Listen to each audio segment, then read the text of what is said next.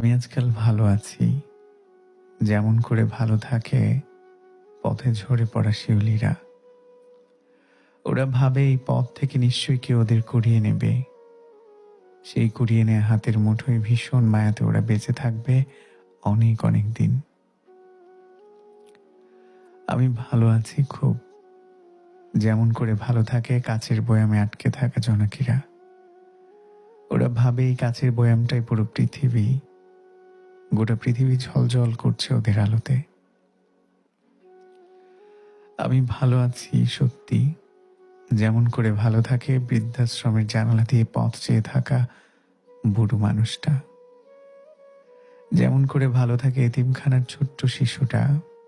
ওরা ভাবে ওরা ভাবে এই তো আজকালের ভেতরেই কেউ চলে আসবে, ওদের ছুটি হবে। এই তো আরেকটু। আমি ভালো আছি, বিশ্বাস করো। যেমন করে ভালো থাকে রাস্তায় ছুঁড়ে ফেলে দেয়া তাজা গোলাপ।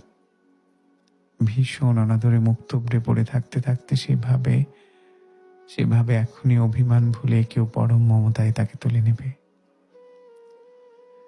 শিউলিরা পথের ধুলোয় মিশে গেলে, জোনাকিরা কাচের দেয়ালে মাথা ঠুকে মরে গেলে, বুড়ো মানুষটা আর শিশুটা একদিন সত্যিটা জেনে গেলে, গোলাপটাকে দিন শেষে কেউ তুলে না নিলে, জেনে নিও জেনে নিও আমি ভালো থাকতে চেয়েছিলাম, তবু ভালো থাকার যুদ্ধে শেষমেশ হেরে গেছি।